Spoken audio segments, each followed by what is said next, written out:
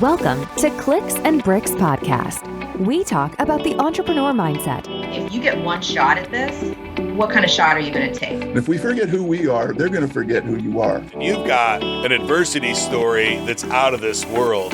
Everything from that Main Street brick and mortar to that billion-dollar manufacturer. Lizelle from OptiRight, she has agreed to give us a free seminar today on how to touch up our LinkedIn profile so that we're less and we can get more output out of our LinkedIn. Lizelle, take it over. So before we start, we'd like to thank Ken Cox and his team in making this event possible. So we are so glad to be invited to share what we know and get to meet everyone later on. So hello, I am Lizelle Philippi. You can call me Liz, and I am the CEO of OptiRight. So here's something about us. So our strength is in utilizing science and art to strategize and execute content to help individuals and teams succeed in online prospecting and establish thought leadership primarily through the LinkedIn platform. So we walk our talk, thus 90% of our leads come from LinkedIn and the rest are from referrals. So together with my co-founder here, Sherilyn, we grew from a team of 4 to a 40-member company delivering monthly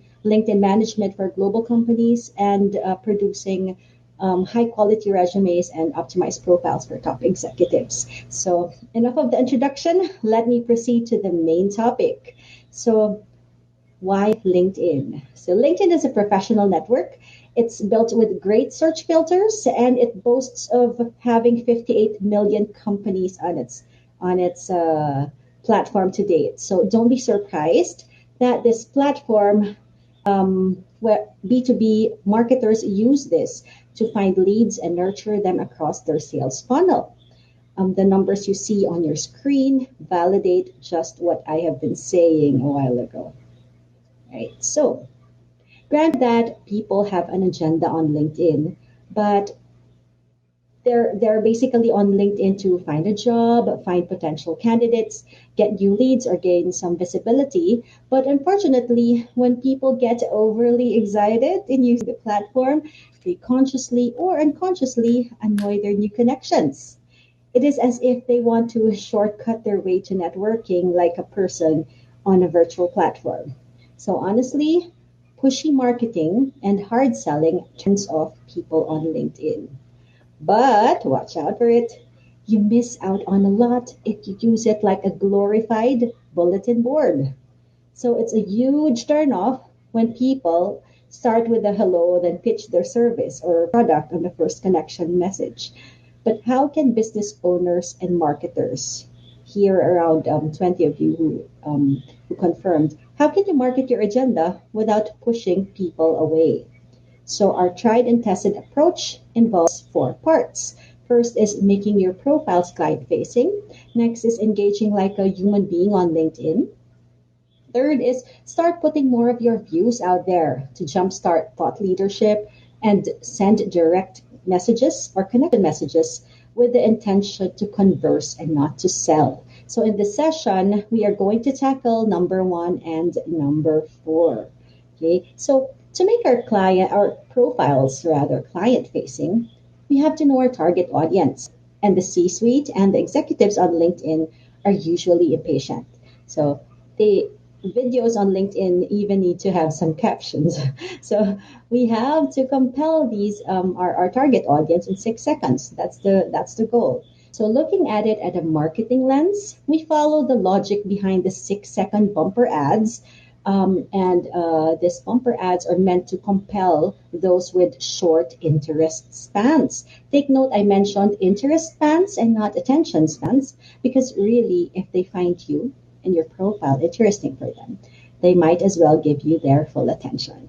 We are sharing our formula and how we were able to translate the 6-second rule when optimizing for LinkedIn. And this formula has been applied and tested on thousands of profiles from people of different backgrounds and countries, and they got results. At the very heart of this formula is optimizing your profile to quickly capture your target's attention. So remember, our audience want to be able to assess quickly whether there is something in us for them. So we're moving the needle on their behalf in a way that it becomes win-win. Our profile optimization formula works, and here's how you can see the results. So on LinkedIn, you can click on who's viewed your profile and you get access to your dashboard. For a client who has been inactive on LinkedIn, she immediately saw a jump in views right after her profile was optimized. For another client, the one on the right, he got jump in views, but he also saw that his target market are viewing him back on the second month of our LinkedIn campaign. And in every campaign that we do, we start with optimizing profiles. So you might be asking, what is this formula that we're talking about? This is what we call as the TOPAK formula. T for target, O for offer, P for promise, A for authority, and K for keywords. Now, why does this formula make a big difference on LinkedIn? Let me show you first how it is on a default. So a profile by default looks like this. Okay, so I'm going to teach you how you can apply the TOPAK formula to compel our audience in 6 seconds. So the first thing that you'll see is the headshot, which contains your professional photo. Now, there's this blue default banner on most LinkedIn profiles, but if you choose your banner image right, you can use it as a branding tool to tell your viewers about you or your company. So the banner is the one at the back of your profile photo. Now, below your name is what we call as the headline. And on LinkedIn, your headline is what we refer to as your prized real estate space on LinkedIn, because part of it will always be reflected alongside your name whenever you make a comment, send a message, or publish a post. Part of your headline also appears when people search for you on LinkedIn search bar, or if you are being recommended among your network. Now, below it is your About section. So this is your chance to hook your audience further into your story. Imagine this space as a way to explain more about your headline and let your audience evaluate whether you are a good fit for their needs. Now, if you want your profile to stand out, we recommend that you use the TOPAK formula. Now, how does this look like? Okay, so on your screen is a sample of the headline with the banner and also the professional photo, which we blacked out for a bit. So let me ask you, who is his target? Right? If you're given 6 seconds, do you know who his target is? Yes, correct. It's digital marketing and tech companies in Scandinavia. Now, what is his offer? Why is he on LinkedIn? Offer and promise can be done interchangeably. So he's offering website, custom web apps, dedicated development, and support teams. Right now, why should I believe him if I see his profile for the first time? Because he is the marketing director of the company with over a decade of experience. So for this profile, he adds this up to boost his credibility. And we see that the keywords website, because that's his main offer, is also spread on the banner image. Right. Now, another example I want to share is, my profile. So who is it that I want to help? Who is my target? Yes, it's new CEOs, founders, and business owners. Now, my offer is and promise, I promise top of mind positioning, and my offer is you get a free guide to a lead attracting profile. You also see that I also offer a free strategy call, right? Now, why should you believe me? Because I am a LinkedIn content strategist, I'm the CEO of the company, and I also walk my talk. So I'm also an influencer on LinkedIn. Now, here's something also quite interesting. If you have like an offer, you can definitely use it up, like a book, a free strategy call, and then you can pepper in more keywords like LinkedIn and business leader, since that's my target, on your banner. Right? So once you optimize your headline, it is best that you continue on and complete the rest of the major sections on LinkedIn, especially the About section. Now, adding links to the featured section, updating your experience section, and making your LinkedIn settings wired for maximum visibility. Yes, it can be time consuming, but putting efforts to complete areas of your profile is worth it, because it becomes your 24/7 storefront, and you don't need to hard sell yourself when you reach out to new connections. Now, the next topic, actually, I'll be sharing our non-spammy connection message that we can use when inviting new connections. needs. So start by answering the big question in the room. What are spammy methods? So here are four situations when people online become spammy, to say the least. So situation number one, someone asking for a 20-minute call even if there was no prior conversation. For me, it's like, hey, you want me to commit to a call without getting to know me first, right? That's spammy. Situation two, when people pitch their product or service on a pushy or somehow desperate manner. It's like they're rushing to make the sale. Situation three is a long winded one way message about their product or service, blah, blah, blah. You can just imagine that they really maximize the whole LinkedIn message. It's like saying, do you always assume that I need what you have? Right? And situation four, obviously a cut and paste message. And somehow there are also some errors involved there. So it's like, is this message really meant for me or for everybody else? So how do we unspam? There's two principles that we follow. First is to jump into your target's market world. And we do that by asking ourselves, when we go through their profile, we ask ourselves, what do you think is going on with the person that you want to connect to? Check the LinkedIn activity, read the profile. What is important to him or her? Is he looking for a job, looking to hire? Are there major milestones that's happening in the company? Right? So writing a client-facing profile, remember what we taught on the first part of this talk, is already taking that first step, you know, and imagining how it is like to be in your target market's world. Now, the second principle is connect to converse. This would mean three things. First is allowing your prospect to talk.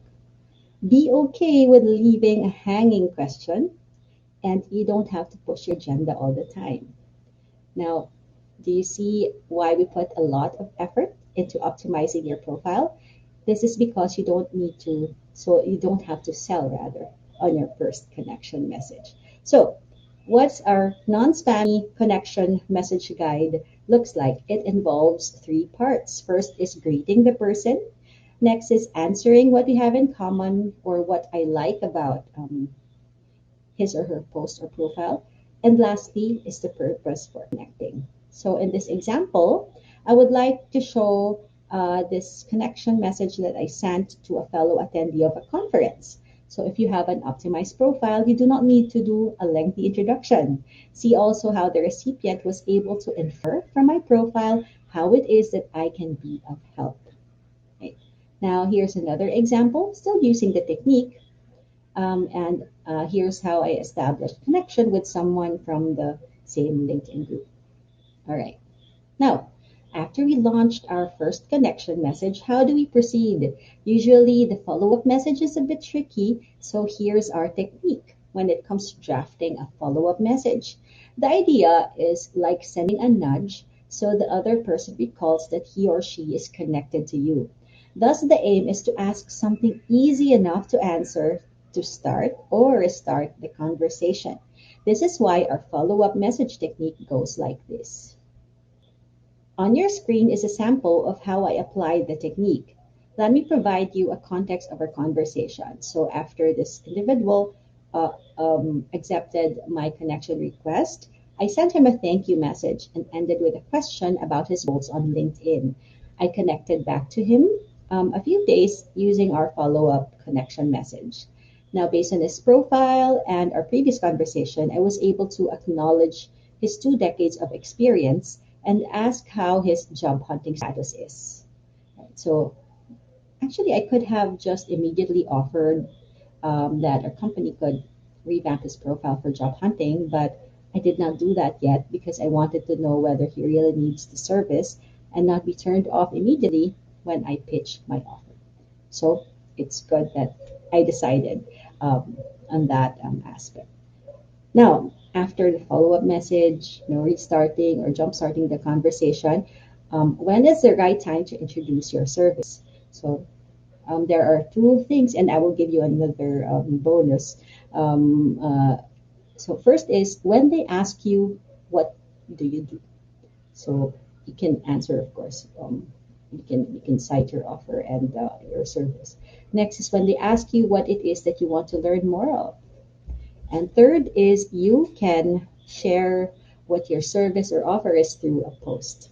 The question is are the techniques that I shared work? Does it work? So if you look at your screen, for both client 3 and client 4, we were able to gather these kinds of results. So both clients are in the consulting industry, but on different specializations and different services.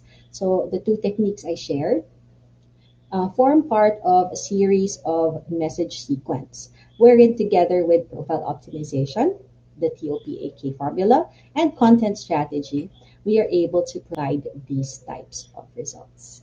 Okay, so there's another LinkedIn feature, which what we call as a video intro. You can just go to my profile later on, and you can click on the photo on my headshot, and the video will play. So you can use it to make your profile stand out. This is a new LinkedIn feature. Now, when users upload this introductory video to their profile, an orange circle will appear around their profile photo. Other people can simply tap on the photo and the video will begin. Once you record a cover video, LinkedIn will play the first 3 seconds of the video over your profile photo. Now, this draws the visitor's eye to your photo, where hopefully they will be enticed to click to learn more. Now, the 30-second intro video serves as a quick elevator speech, and it also gets to showcase another aspect of your personality and communication style. Following TOPAK principles, I reiterated who it is that I want to help and added a quick call to action to connect. When I used this spiel in a business networking event, it also earned me tons of interested hooks.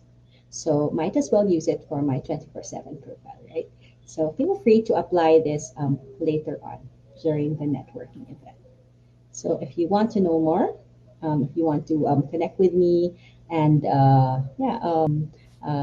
ask me a question, of course you have this platform right after my talk, but you can also connect with me via LinkedIn or email. There. Wonderful. Thank you, Lizelle, so much. 100 slides in 20 minutes. I didn't think you'd do it. And I love the video, and I love the TOPAK process. I'm an operations guy at heart, and I love process. So thank you for that. And the video, I think I'm excited to get mine done. So at this point, we're going to go ahead and open up for Q&A. Does anybody have a question? Go ahead and put it in chat. We'll turn the mic on. I asked Lizelle a question, actually. Okay. I asked her, if you've already sent a spammy connection message before, how do you redeem yourself? That's a good That's an one. interesting question.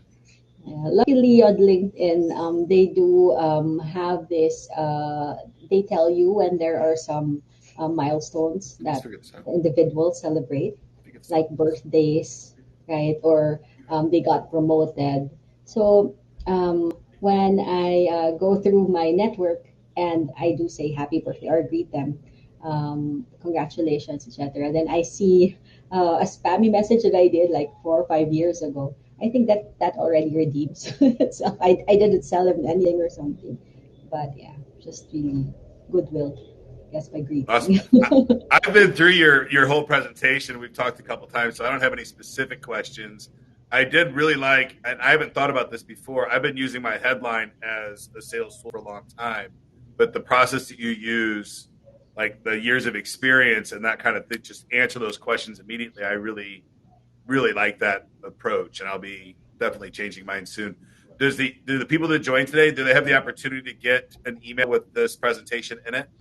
Yeah, sure. We can send out a handout.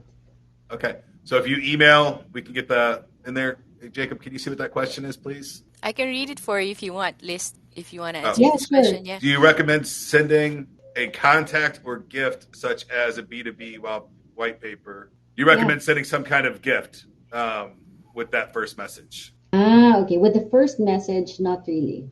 But Okay. you can add this up on your profile itself. So you can include there that you give a free a white paper on your headline or banner, and also on Okay. the about section.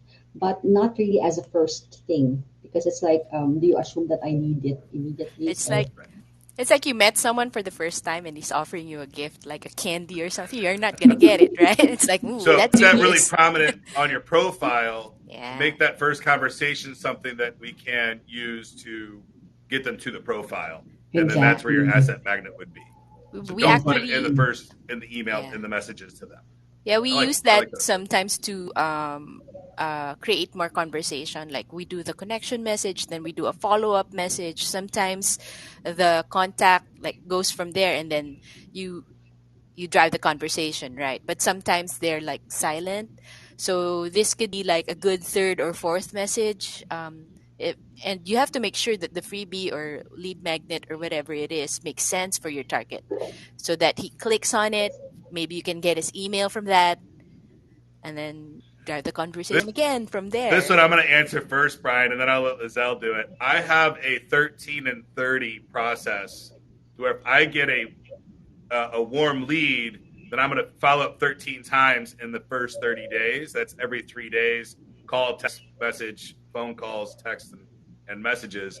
But I don't know on a cold outreach, and I think that's more where you're talking. How many cold outreaches should we do before we give up on a prospect? Basically, the answer is this. First, have to give a nudge and wait for him to reply, even a thank you or something.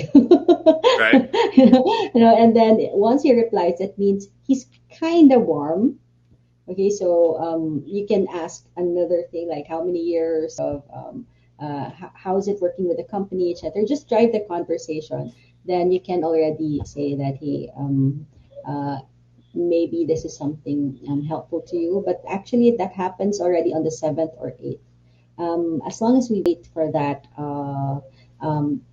part where they acknowledge the message, then Right. that means it's All highly right, possible. Lizelle, I'm going to put you on the spot, Mhm. right?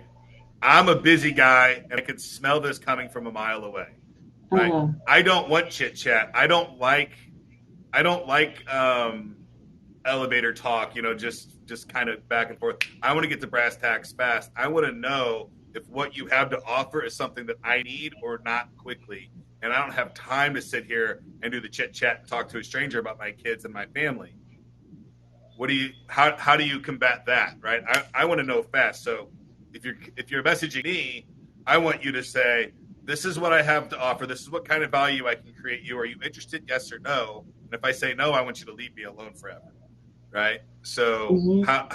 how would you approach or even know that I'm that way? Know when to Basically, go to brass to tacks my or when to build a kind of a uh-huh. That's where the headline comes in handy. So I okay. don't need to explain that to you. So if you see the conversations that uh, they immediately ask me, can I get a copy of your free guide? Right? Or Because let's it's Right. get in a already call. there. Sometimes Yeah. we just connect, and then they say, let's get in a call, So because you'll I know mean, that they're that kind of person by their response. yeah, Yes. yeah. Yes. Okay. Wonderful.